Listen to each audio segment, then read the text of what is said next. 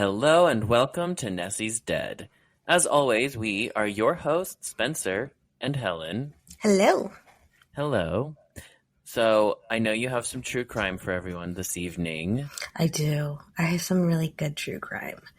Okay. So, with all the camping I've been doing and going out to the lake all the time, Gross. I love it. And then I was looking for some cases and stuff that had to do with like national forests or camping, things like that. And then I got to thinking, I wonder if there's ever been like a serial killer, like a national forest serial killer. So, Okay. that is what we're going to be covering tonight. Oh, So, he killed people at their camps? kind of. So, I assume it's a he. it is a he. Yeah. So, we'll be talking about Gary Michael Hilton. Gary, I don't think I know him. He is known as the National Forest Serial Killer. He was a former Army veteran, and with the techniques he learned from the Army, he literally turned the wilderness into his own personal hunting ground and just stalked and targeted hikers across Georgia, Florida, North Carolina. All over. Yeah, so between 2007 and 2008, he's confirmed for at least 4 murders. It could be more. There's some suspicion that he does have additional victims, but he also proudly claims to be the oldest serial killer to have existed at 61 years old. Oh. So we have quite the tale to plunge into here. Okay. And so with a lot of this, to get a better understanding of really how evil Gary is, I'm going to include a lot of audio tracks from an interview that was done with Gary. He does an interview and he tells a lot of shocking things. And it's not more of what he tells, it's the way he talks about it that really... Like Hannibal Lecter. Yeah, he's very... no empathy, nothing. So I feel like... not to say that the murders and stuff, like, it's not shocking and stuff, but to really understand, like, the person behind this, it just does more justice to, like, actually hear him talk about this. So as we go through here, I will play some audio from that interview. But to get started here, we're going to go back to January 1st, 2008. This is going to be the murder of 24-year-old University of Georgia graduate Meredith Emerson.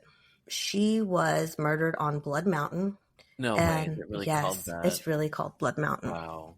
This was one of his major stalking grounds, was this area. And this murder represents both Gary's most documented crime, and this is ultimately would be his downfall.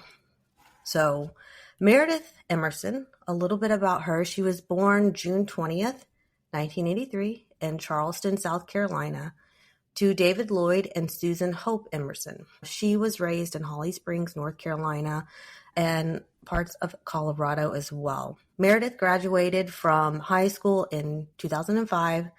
She did graduate with honors from the University of Georgia with a bachelor's degree in French, and she was actually given an award of excellency for French. But not only was Meredith smart, she also was very active in martial arts. She was an enthusiast for it.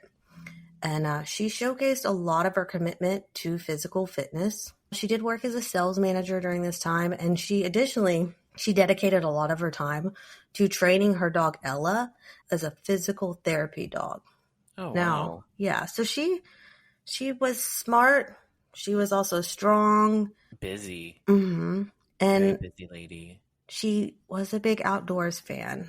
At the age of 24, she went on a hike on the Freeman Trail of Blood Mountain in Vogel State Park on January 1st, 2008. And being passionate about this, she also typically would bring her dog Ella, and she did so for this trip as well. This trail that she was on is a very popular trail. So this was not one of those lone trails that you were going to be by yourself.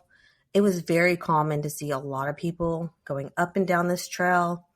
And she actually did stop and chat with 2 other hikers on the trail when she was there.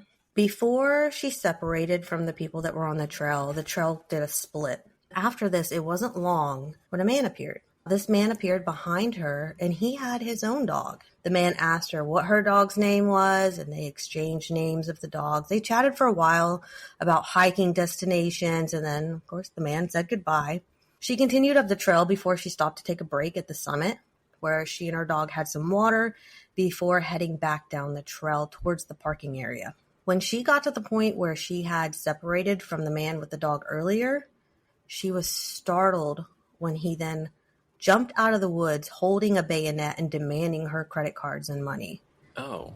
Now, like we said, Meredith, she's not weak, and she does have background in martial arts, a blue belt in judo, so she moved forward towards her attacker, and she ended up knocking the bayonet out of his hands. He then pulled out a baton, and she tried to grab the baton but missed, which she followed up with a kick.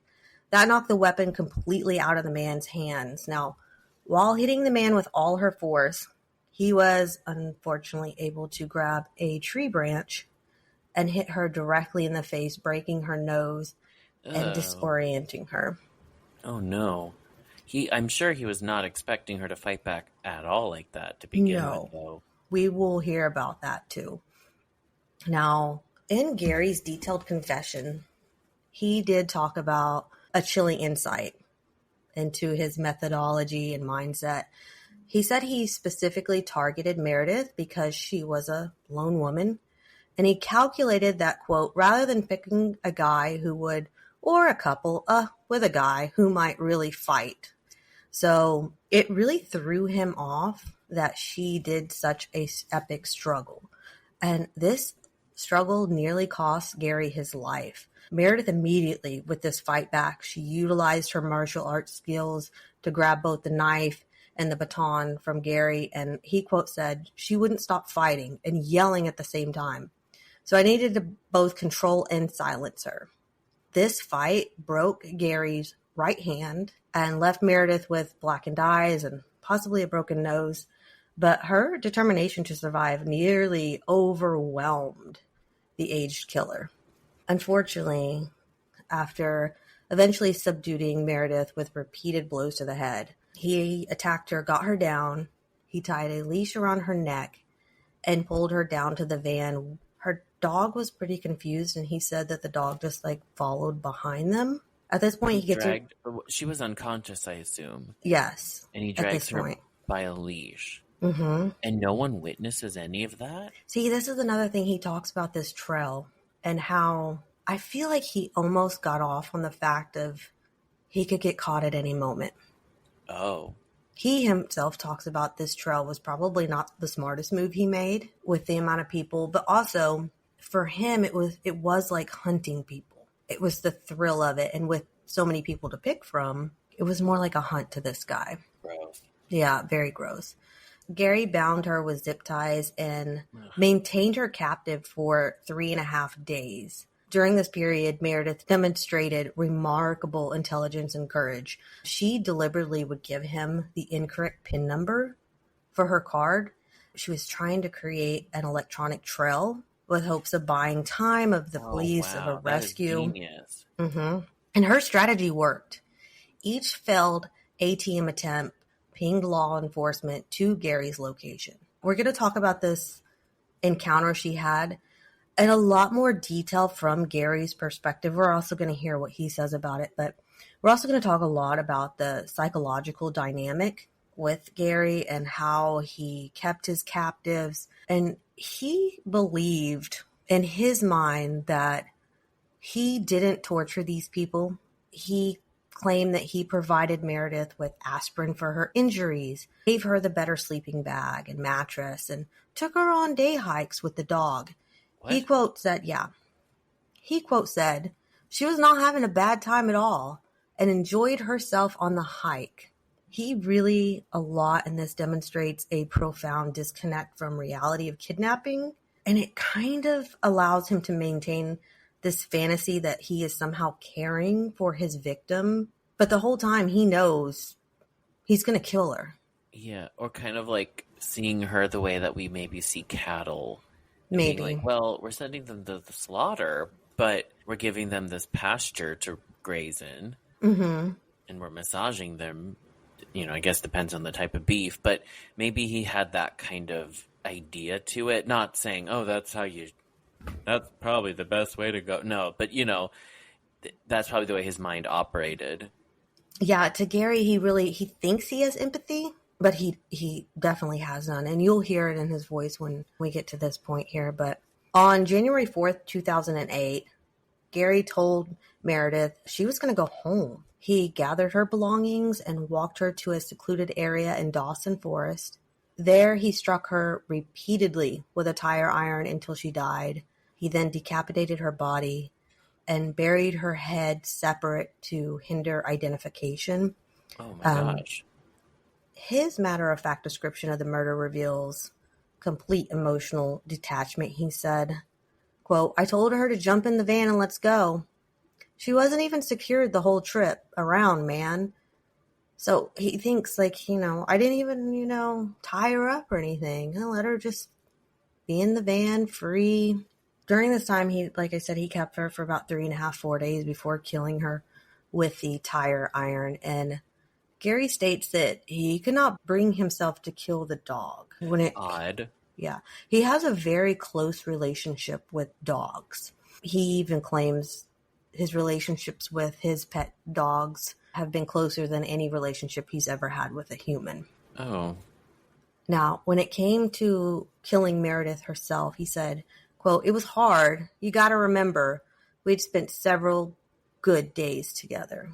He really is delusional, thinking, I'm being good. I'm a good person. With her missing, of course, concern arose when Meredith didn't return home from her hike later that evening. This prompted her roommate, Julie, to report her missing to authorities. So after this report, it began an immediate search for Meredith. Police actually do something good here. They don't do we need to wait. They go straight to looking for Meredith.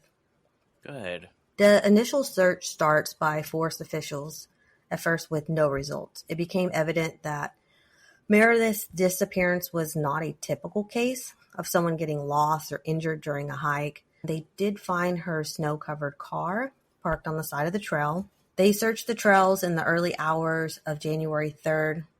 They closed down the park as the search began, and they did have over 100 volunteers. So lots of people showed up for this. Foul play was suspected, and this really urged authorities to intensify their efforts.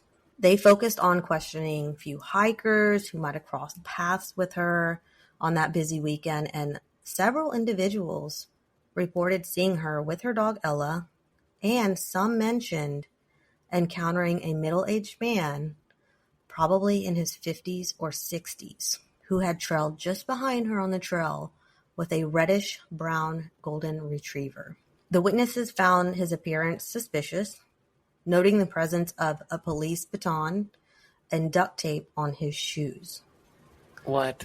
The authorities successfully start dispersing this information about this middle-aged man through the media channels, so they didn't waste any time.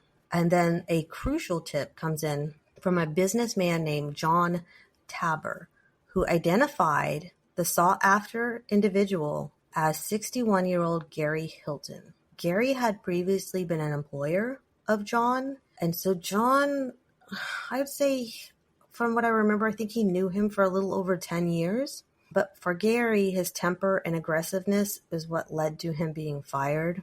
He says that after years of not hearing from Gary, he had recently reached out, and Gary had called and let him know that he had got his life together. Officers were able to track that call and questioned the local business around the payphone that was used. At this point, they did try to set up a sting for John to try to get a hold of Gary and maybe do a meeting to collect money, but this failed.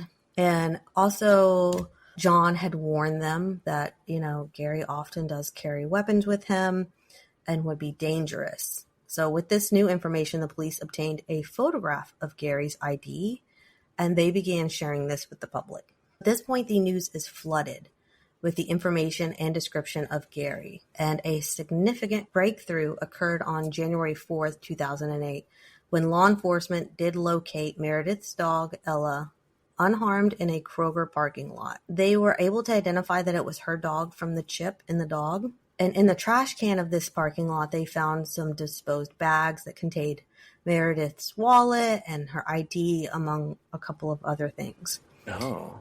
And they were able to get more eyewitness accounts. And now a description of the white van that Gary was in.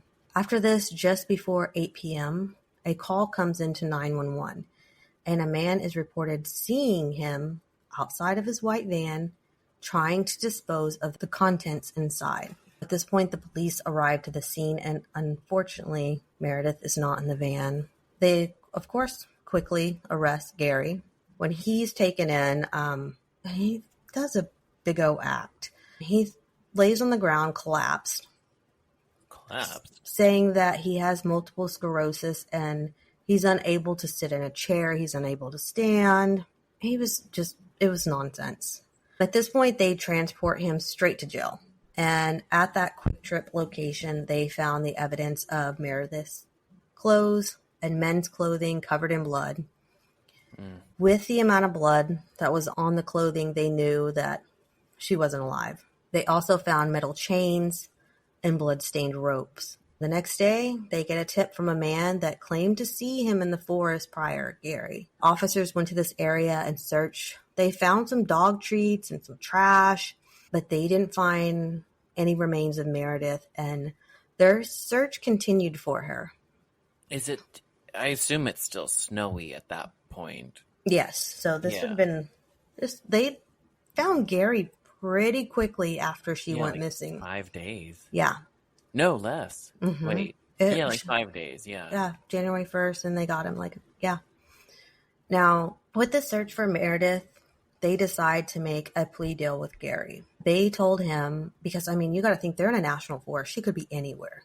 They told him that they would go ahead and take away the death penalty if he leads them to the body, which he takes, and he provides detailed directions to where she is. He tells them that she will be decapitated and that this was done for forensic reasons, and gives them directions to where she'll be found. After the interview, he apologizes on how gruesome the case was, but then laughs, saying, "But that's your damn job." Wow, weird. That's weird. Mm-hmm.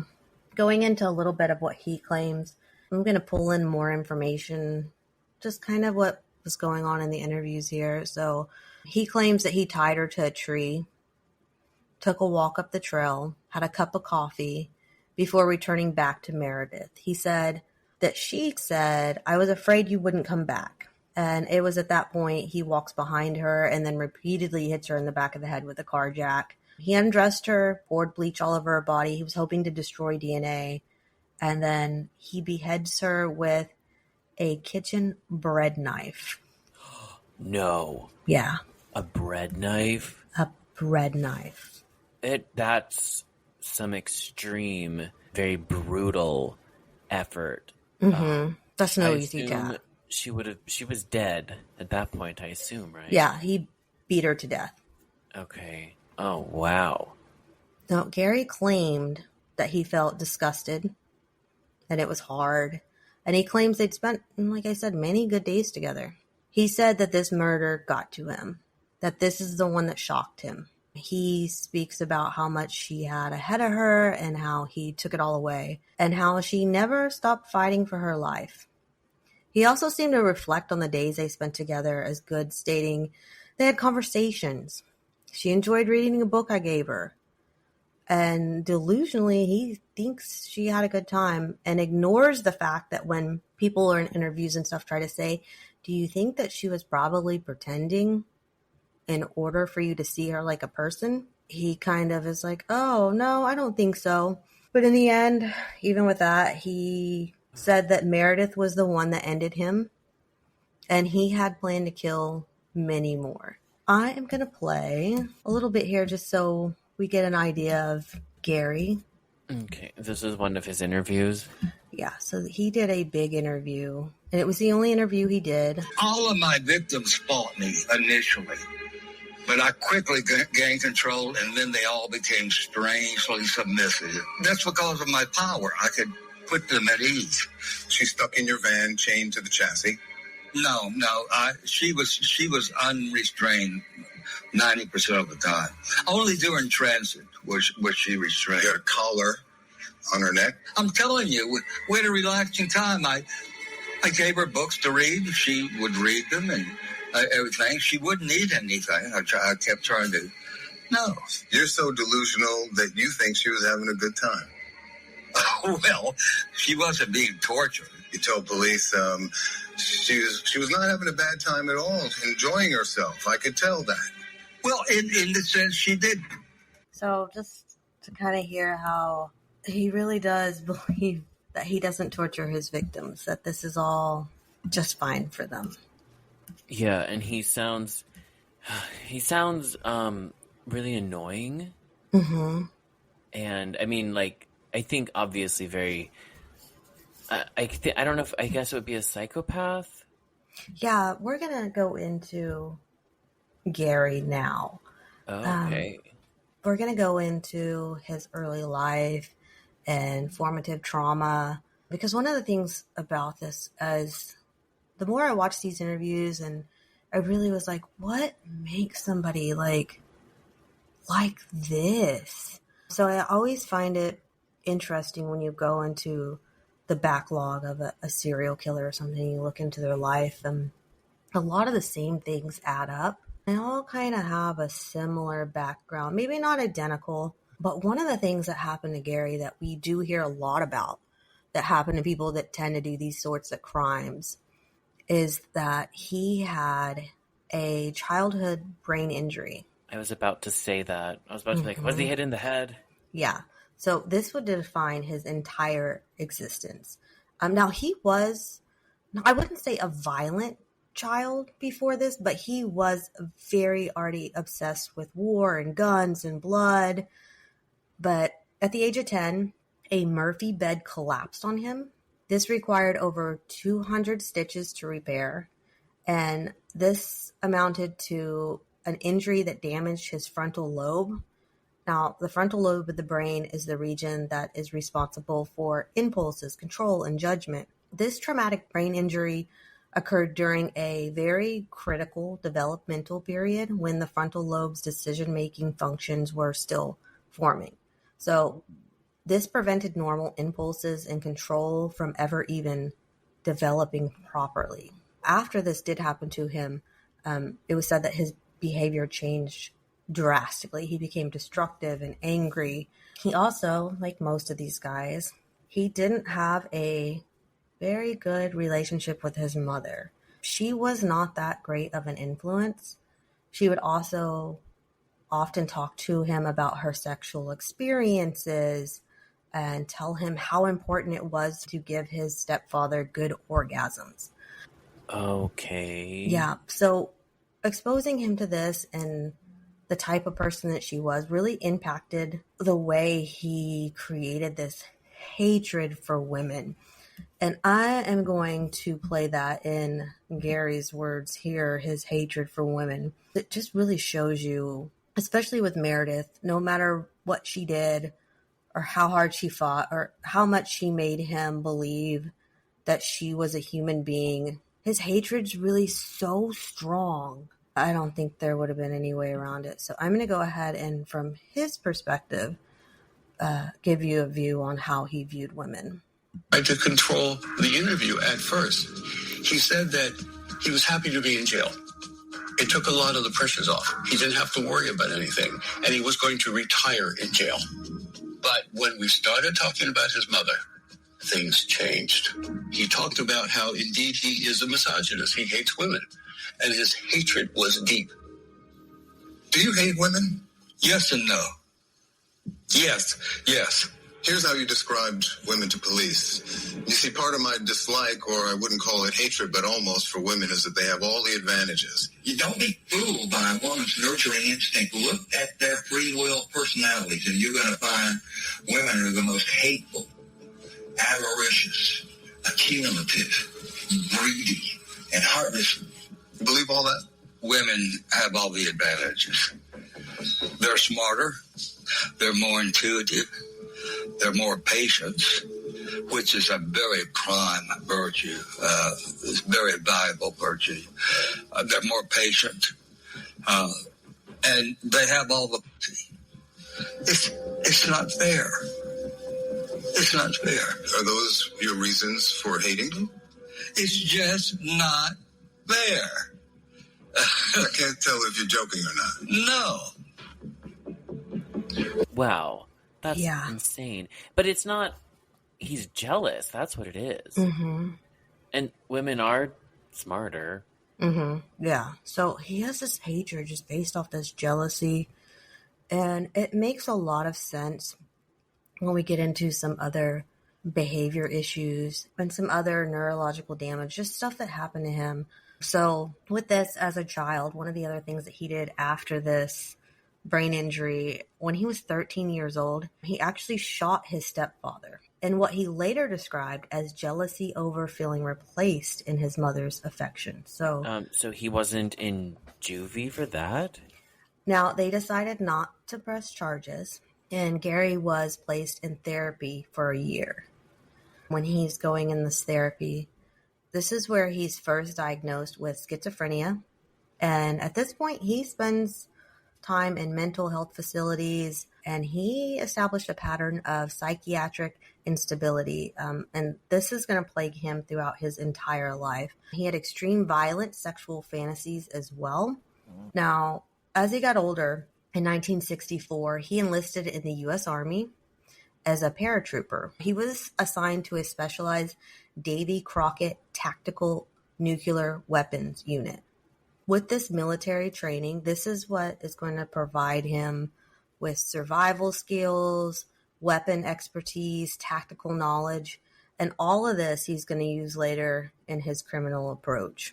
However, his service was cut short in 1967 when he suffered a complete schizophrenic breakdown, experiencing auditory hallucinations, psychotic episodes, and this led him to an honorable discharge at 21 years old. So far, this is like quintessential serial killer background. Mm-hmm. It is. The head injury, the difficult relationship with the parents, going to the army. So many serial killers enlist in the army as like, kind of like a way to legally kill. Exactly. And then we're going to throw in some pharmaceutical triggers.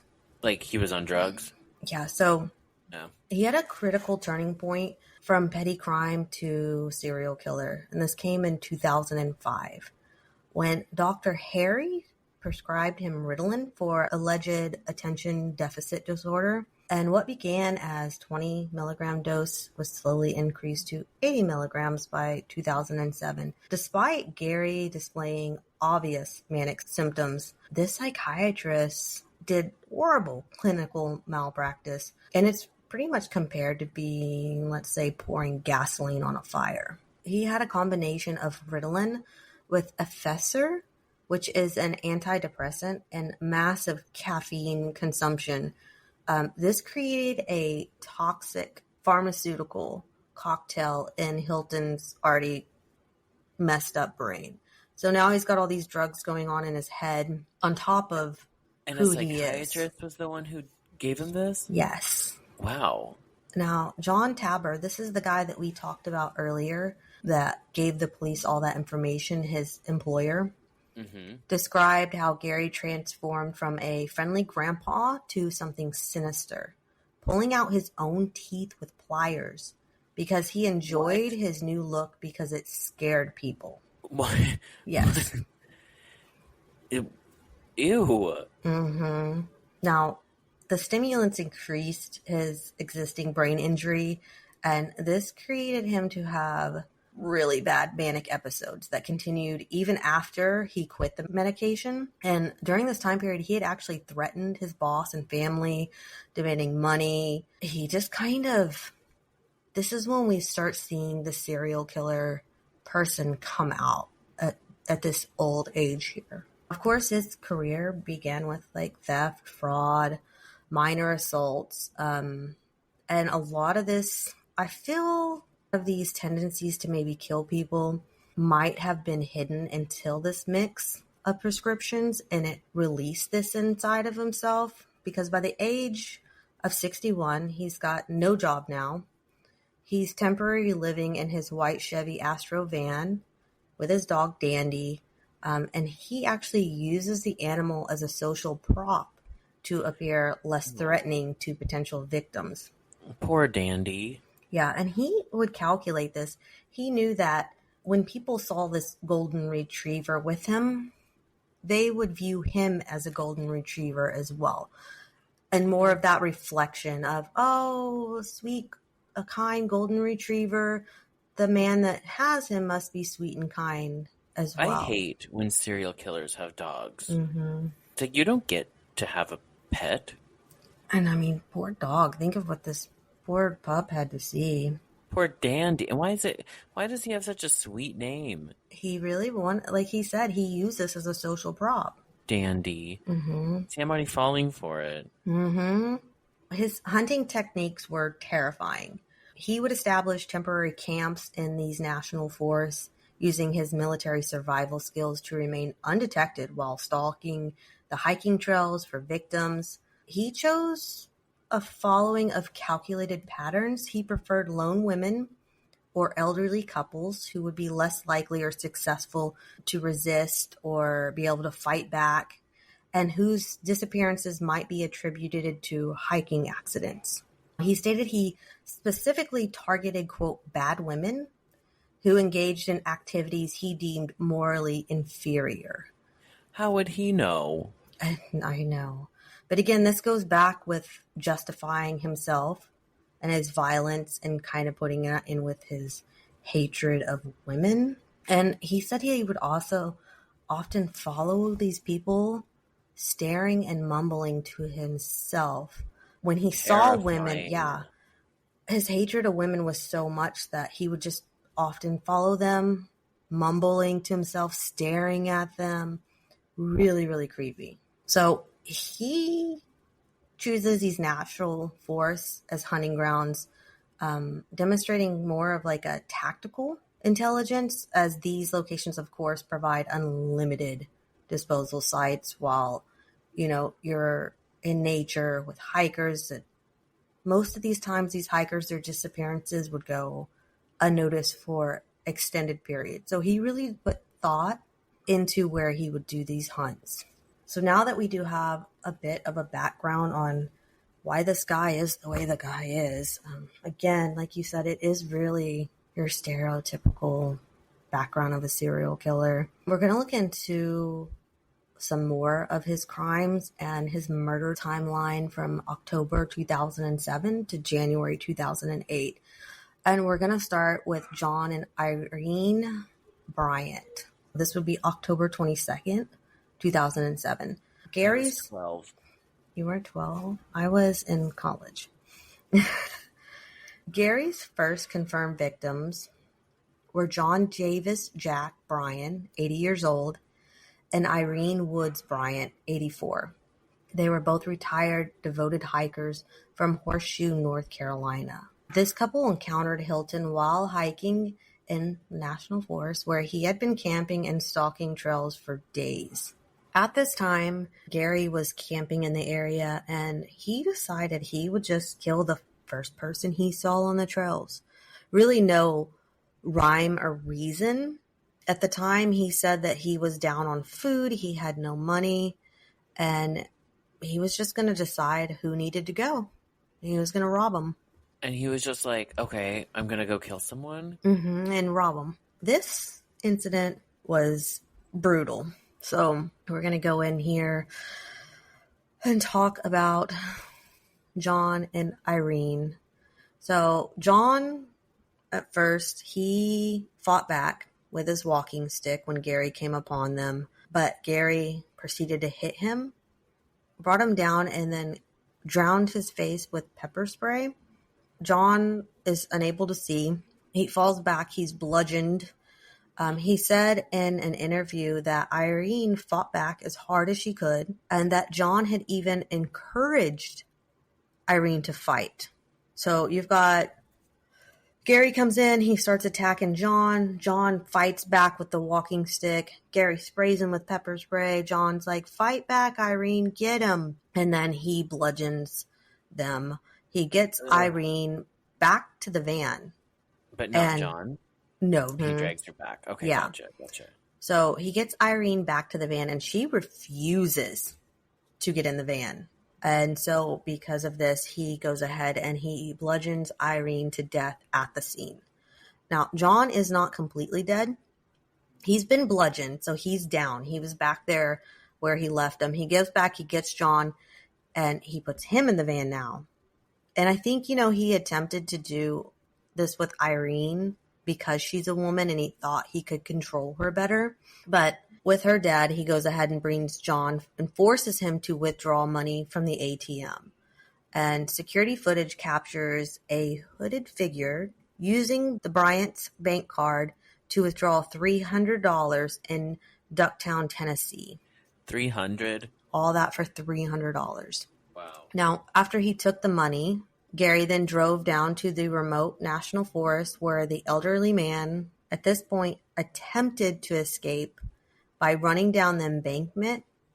Unfortunately for John, he catches his arm in between two trees, breaking his arm in the process. And he is unable to continue fleeing from Gary. And then John was shot execution style in the head with a .22 Magnum. At this point, Gary just dumps his body into a ravine. Oh, and this is only a few months before Meredith's murder. Well, this is going to be October 21st, 2007. And then hers would have been January 2008. Yeah. So I would kind of imagine that John's body would have washed, I feel like it would have appeared, but they had a difficult time finding them. Again, it's out in the middle of these national forests. And that was his whole plan, is it's very difficult to find somebody with that much area to cover.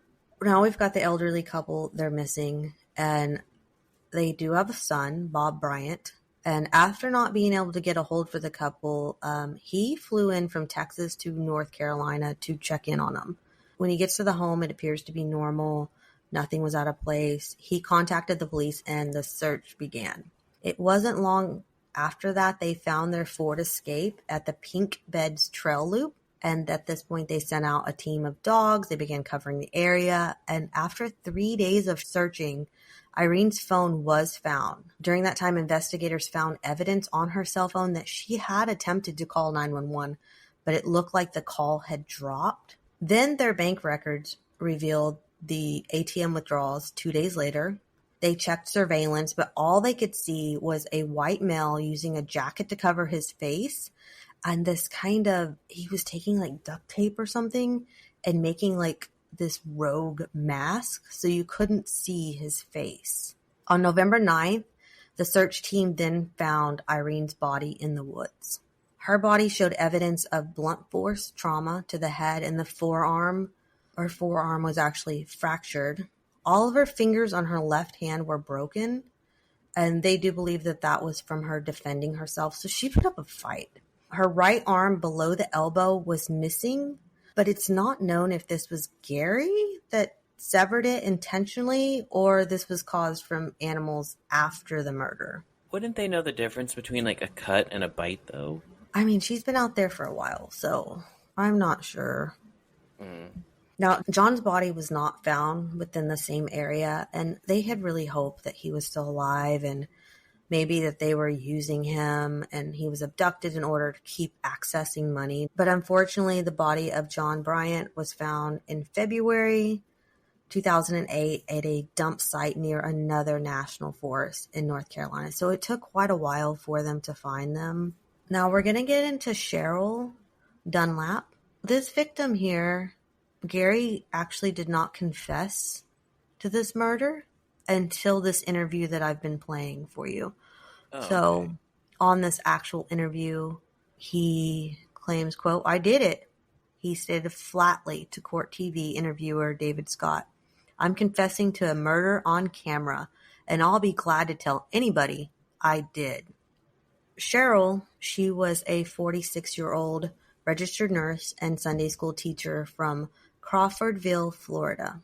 Oh, And so he goes after this like honor roll student and her dog, and a sweet little old couple on a hike, and a Sunday school teacher with his dog Dandy.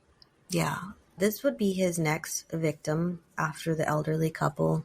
And she was visiting Leon Sink's geological area in the Apalacola National Forest.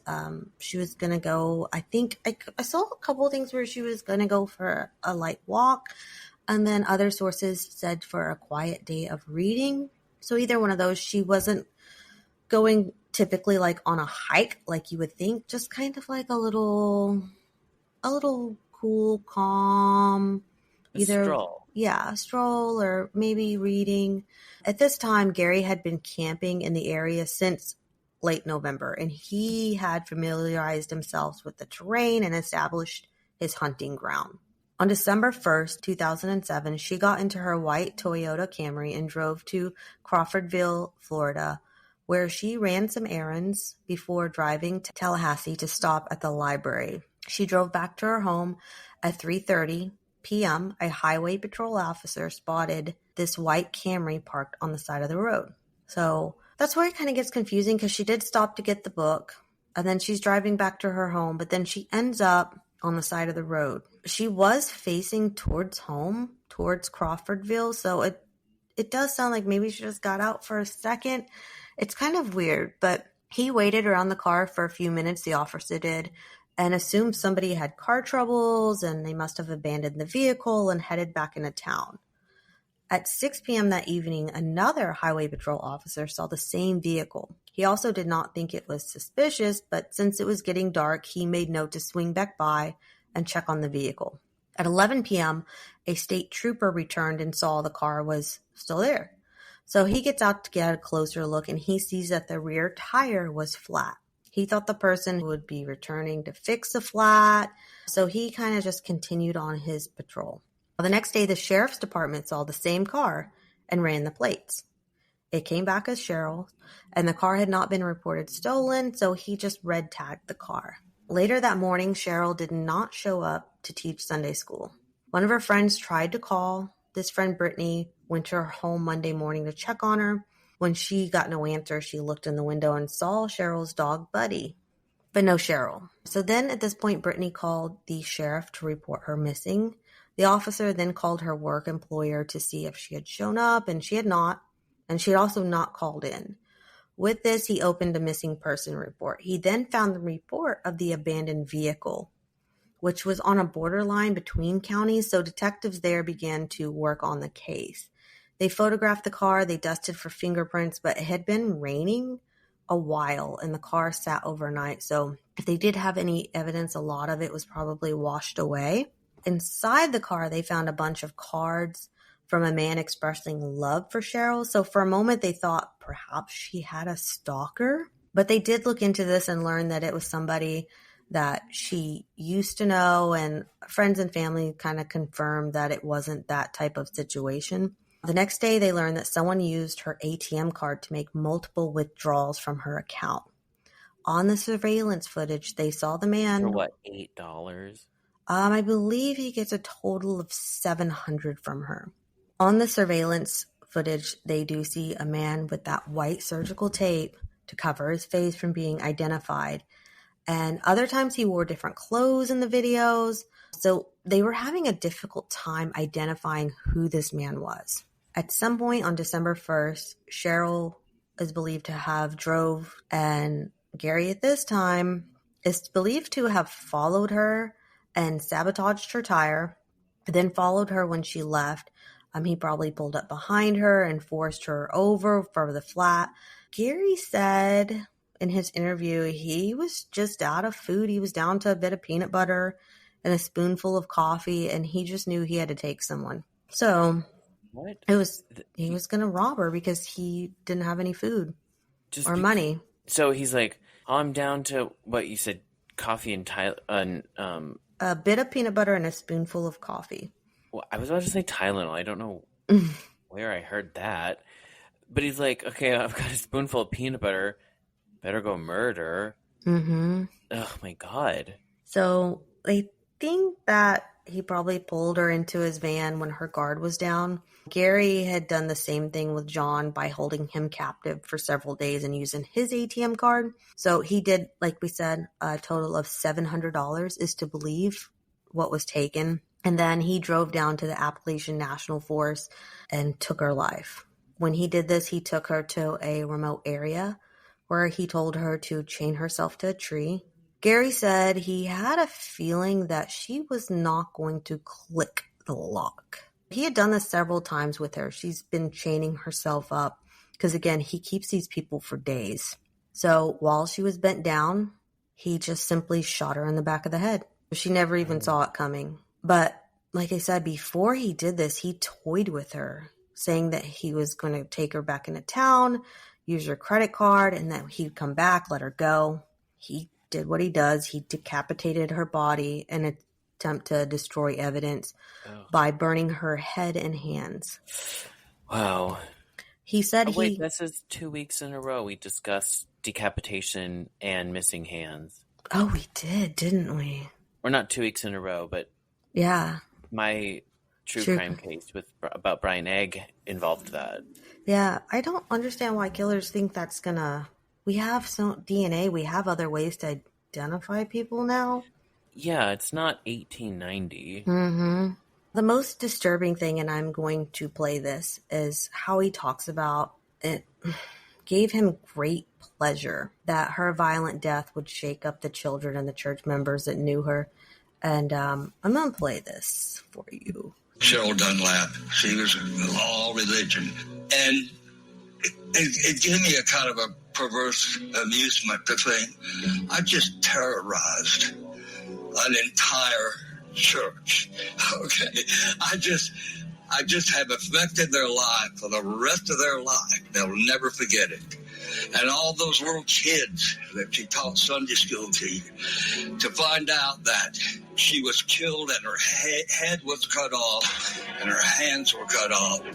It could haunt them. And, well, it will scar them for the rest of their lives. Yes, right.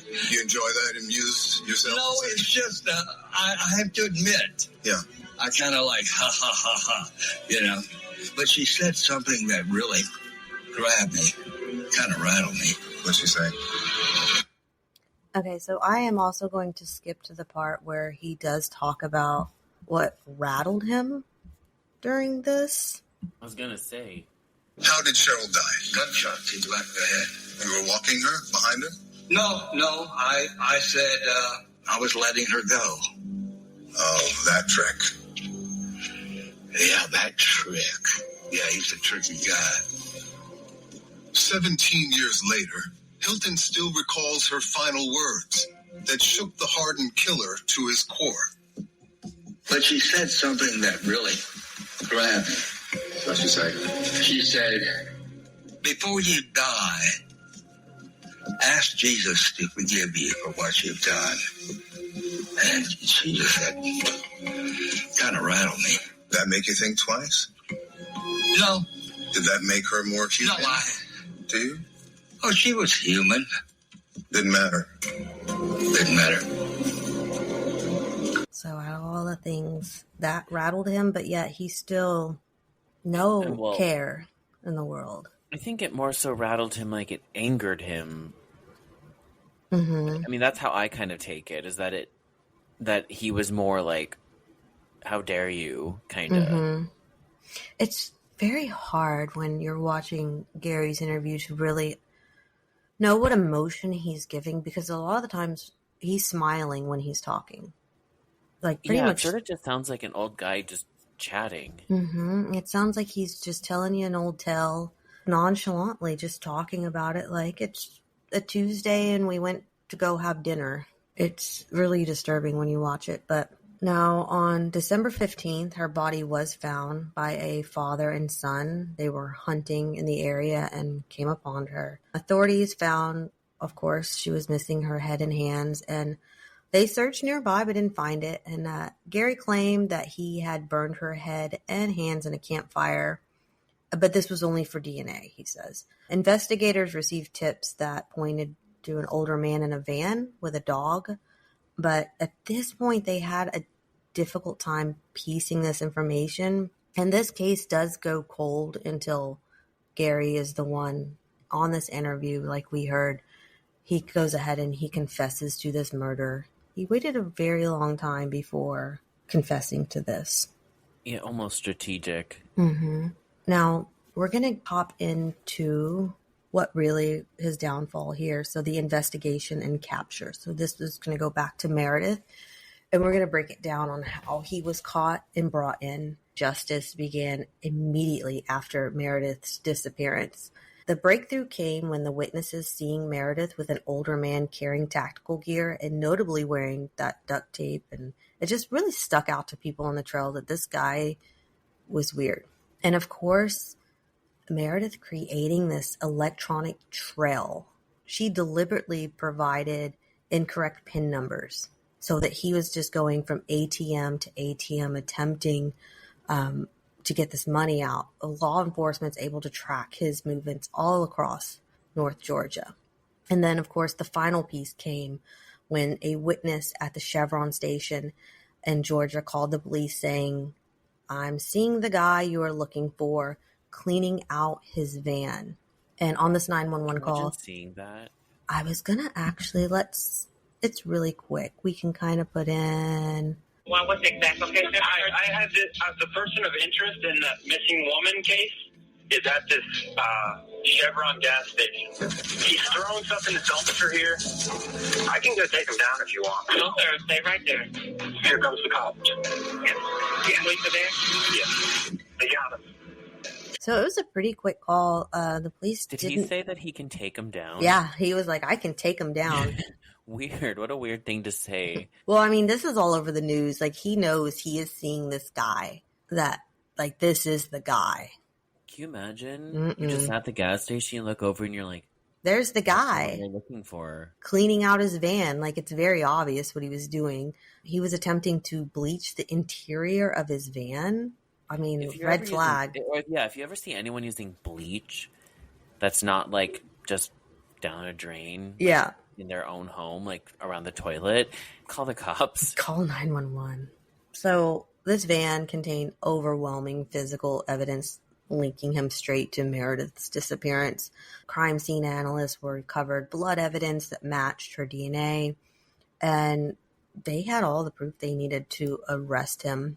The search of Hilton's belongings revealed a full scope of crimes, including evidence that linked him back to the elderly couple and to Cheryl's murder. Going into this making of a monster here really makes me wonder how somebody could become so heartless, a psychopath that hunts and kills innocent people just for their money, or so he claimed. While at the time he sounds like he could possibly feel bad or remorse, you can't really tell. There's such a lack of empathy in the way that he describes the crimes and the way he claims it had to been done. It's like he feels bad, but for the parts that he's like, oh, I feel bad that I cut her head off, but it's not the part that he kidnapped and murdered her that he feels bad about, kind of thing. Exactly. It's like it doesn't, it's like it's there, but it doesn't click. Exactly with him. It's, his psychological profile really represents this complex connection of all these individual factors that we talked about that really created an ideal condition for a serial killer. Yeah. And what are the odds, that he has the traumatic brain injury and it just happens to hit him in the frontal lobe, and then everything with his parents, and then he has schizophrenia, and then he takes the wrong accumulation of pharmaceutical drugs, and then that probably offset the chemical balance in his brain. It's just I kept thinking actually a lot about the childhood of Richard Ramirez. It kind of reflected that to me. Yeah. It's wild how, like we said, everything's so similar in these backgrounds. it just makes for a serial killer. Exactly. And then what they were saying, one of his main disorders was, we're going to start with, he's got a couple here we're going to go through, but we're going to start with his antisocial personality disorder. This primary diagnosis kind of defines Gary's criminal behavior, characterized by chronic violations of social norms, deceitfulness, impulsivity, and that complete lack of remorse. Dr. Gregg evaluated Gary and concluded that he was fundamentally a psychopath, incapable of genuine emotions, connecting empathy for others. And this diagnosis was supported by his lifelong pattern of manipulation, theft, violations of other people's rights. And I feel like a lot of this really shows when he's describing killing Meredith. So we will listen to that as well. So this one, if you've kind of gotten a little like unsettled so far, this may not be the, you may want to kind of stop here if you're listening and you've already been pretty unsettled, because we are going to go into him describing this play-by-play. You told police there was never any plan to let her go. Right. I knew that if I let her go, I'd be identified. I knew she couldn't be let go. I knew she was doomed. Yep. I was as good as caught if I let her go. On the last day, you pulled the cruelest trick of all on her. Right? You told her you were letting her go home. Oh, cruel? Very cruel. Pure evil. No? Well, what if I told her, today I'm going to kill you? Equally evil. Equally evil? Yes. You tie her to a tree, you bag up all her stuff, and now it's the iron bar, right? Yes. Solid iron bar. Struck her with that. Yes. She said, no, let me go. Yes. You remember that? Mm-hmm. Put her hands up. Yeah. You keep striking her. Uh-huh. You'll see some defensive wounds to her hands. Oh, God, yes. Beat her into unconsciousness. Mm-hmm. And you'd say, I kept striking her to ensure she was dead. Yeah. You feeling anything at this point? Or Yes. what are you feeling? Loathing. It's terrible. Beating someone to death is number one, it's a hard way to die, and it's a hard way to kill anyone. Oh, I wouldn't have done it if I had my guns with me. Did you ever consider not killing her? No. Not taking her? No. You didn't have to kill her. Yes, I did. If you didn't kill her, you wouldn't have to cut her up, right? If I didn't kill her, I'd have been caught. And then you decapitate her with what you describe as a standard serrated kitchen knife. Bread knife. Why'd you do that? Because her hair is full of forensic evidence, including dog hair. Her hair is full of Dandy's hair, and they get DNA off dog hairs. You say you did that for forensic reasons, right? Yes, it's like a more common variety paraphilia. Because defiling a corpse is a telltale sign of paraphilia. No, you're barking up the wrong tree there. Sure? Positive. It was dreadful. I'd already told you I couldn't even look. So that's in his words describing what happened to Meredith. That's so interesting. And him being like, I couldn't even look at it as I'm doing it. I don't understand. But yet he's Also, smiling when he's retelling this. Ugh. He also said that, he's like, if I didn't kill her, I'd be caught. Well, you were caught because of this murder. Exactly.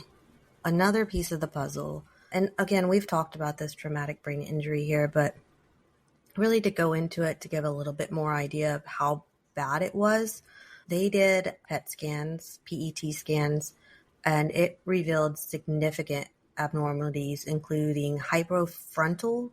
So this decreased his metabolism in the frontal lobe. And this damage was, again, during that critical developmental years. So his brain wasn't even able to fully develop in those years. He's also evaluated and identified with schizoaffective disorder, which this is a condition combining features of schizophrenia and mood disorders. this is going to help explain those psychotic eras, the auditory hallucinations, and mixed with that extreme mood. There's a whole combination of things there that also go into, while he claims that this was purely for money and that there's no sexual or sadism, he has this paraphilic behavior, which they were just talking about in the end of that. And that leads a lot of experts to believe that this is what really played a huge role into what he did. While he sits and claims, it was just this robbery, this was only influenced by money, Gary's crimes have clear evidence of sexual sadism disorder, which would mean he would be getting arousal from causing these physical and psychological suffering to others. His methodology was specifically designed to maximize victim terror and suffering. So this really gives an indication that he was getting gratification from this fear and pain, and kind of this nature of his crimes, including the prolonged captivity, the psychological manipulation, the elaborate disposal methods, are all demonstrations of this paraphiliac behavior. Like, it's pretty much known, the definition of it. And we didn't talk about it. I left it out. But if you're kind of wondering what he did with Meredith, let's just say he did that with Meredith. So she definitely did not have a nice couple of days with Gary. While he said he did not force himself upon her, he did do the act. Throughout these crimes and interviews, he also demonstrates profound narcissistic traits. So if you've kind of noticed, he has this lavish self-perception. He has this belief that he was superior both over his victims, over law enforcement. And he states in this interview to David Scott at the beginning, he goes, "I'm your worst nightmare." He's really amplifying this lavish self-image he has on himself. And he details documents of crime scenes and trophy-keeping behaviors, and this really need to memorialize, and kind of these are perceived as achievements for him. He talked about how if he hadn't done these things, he was nobody. He was homeless. He never did anything good with his life. He viewed himself as nobody until he started to do these crimes. So does he see himself as a star now? Yeah, basically he does. Even when he's talking about, they were talking about how Meredith outsmarted him. He's like, no, she didn't. And I can play a little bit of that because it's interesting. It's very obvious to me and to a lot of people what she was doing with this ATM situation. But to him, he didn't see it that way until the interview brings it up. Didn't outsmart. I knew what she was doing. How many times did she have you running to ATMs? I don't know, off the top of my head. Several times. 5 times, yeah. You gave the police a virtual roadmap as you tried to use her ATM card. Mm-hmm. She knew this was the way to hold the window open for a rescue and to be tracked. You think so, huh? Oh, absolutely. Did you not figure out what she was doing? I think she miscalculated. Well, kept her alive for 4 days. You might have killed her that first day. Who knows? And you can see the expression on his face that he has literally never thought that was the reasoning to why the PIN numbers weren't working. He has this delusion that he was in control of the whole situation, that nobody could outsmart him. And after all those years, you would think of him sitting in that jail cell. He would have had to reanalyze that moment and put 2 and 2 together of, that's what she was doing. But again, it's the narcissistic in him that nobody's going to trick him. Nobody's going to do something like that to throw him off. He also doesn't seem that smart.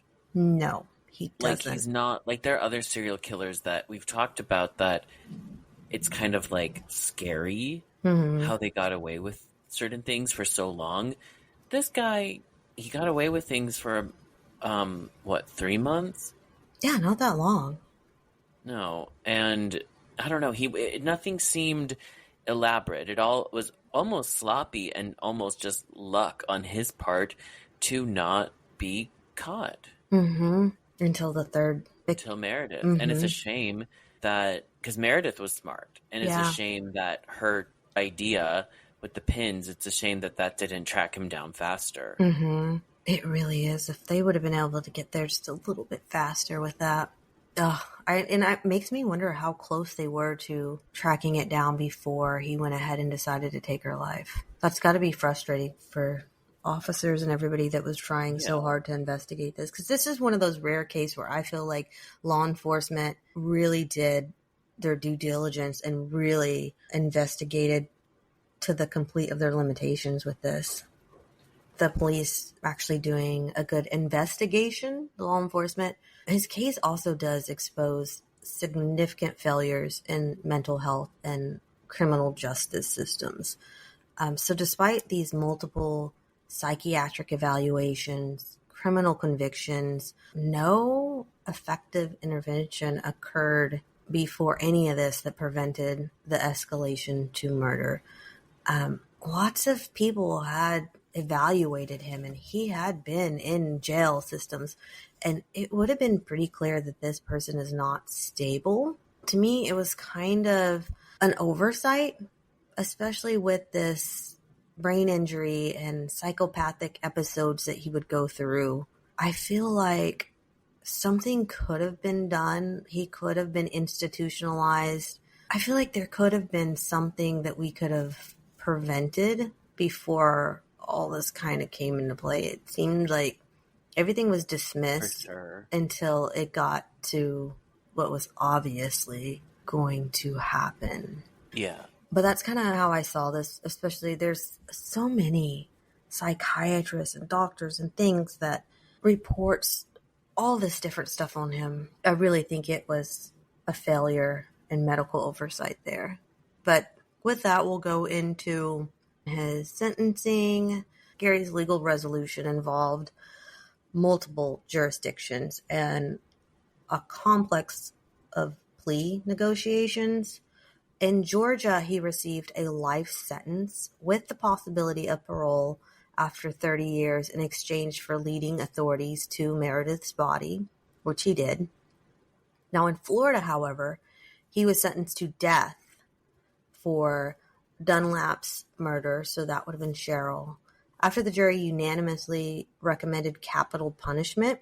And then in North Carolina, he received 4 consecutive life sentences without parole for the Bryant murders. Now, the plea deal given revealed Gary's calculating nature. Even when he was facing this defeat, he said to investigators, "I'm going to tell you right now, there was never any plan to let her go." He cooperated with authorities without any reasoning other than purely tactical, motivated to avoid the death penalty rather than having remorse. Like, he didn't say this is where she was because he felt bad for it. He only did it just so he wouldn't get that death penalty. So he really didn't care if they found her or not. After this, there are some speculations that he does have additional victims. Investigators strongly suspect that he has murders beyond these 4 confirmed victims. There's the case of Judy Smith, a 50-year-old nurse who disappeared from Philadelphia in 1997. She was found murdered in a national forest, showing strikes similar to Gary's methods, and her body was discovered in the same area where Gary would later kill the Bryants, and she had been stabbed to death and buried in a shallow grave.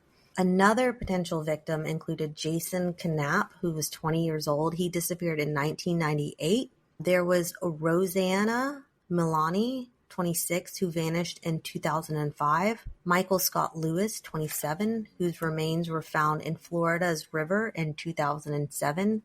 And these geographical areas were typically the patterns that align with Gary's movements and methodology, but there's been no links to establish that they all connect. Do you Why think? do people... So just because it kind of matched his, like, movement, Mm-hmm. I feel like he would have talked about it. We're going to get from Gary what he says here as well. I know as well as anyone, I'm a crime expert, and I know that serial killers never ever start when they're 61 years old. And they don't wake up and start killing people. It doesn't happen. So how do you account for that? Well, let me finish. It's never happened in the past, and it's never going to happen again. I set the record for, I'm the oldest serial killer in American history. And I understand that the probability, that I have been killing people before is perhaps 90%, So I can understand someone not believing me, and trust me, nobody will believe me. My best friend of 10 years was visiting me a couple of weeks ago, and he still was not sure. My legal team is still not sure. Do you maintain, But contrary to common sense and logic and statistics, let me answer that with a saying that I've come up with. You must always leave room for the exception. So you maintain, You must always leave room for the coincidence. all these years later, Hilton remains perversely proud of his crimes. So he even claims himself that these were the only crimes he committed. I kind of believe him for the fact that during this interview, he did admit to Cheryl's crime. Oh, right. So he would have admitted to more than just one extra. Mm-hmm. And he seems like he wants to be known as a serial killer. He's like, I'm the oldest. Mm-hmm. He's very proud I'm of so it. smart. Yeah. So I don't think he did those other ones. I don't think so either. I feel like he would just at this point, he's very like whatever right now. So current status, Gary Michael Hilton did die in prison on August 21st, 2014 at the age of 75. He was serving multiple life sentences. His death did close a chapter on one of the most disturbing cases in modern American criminal history.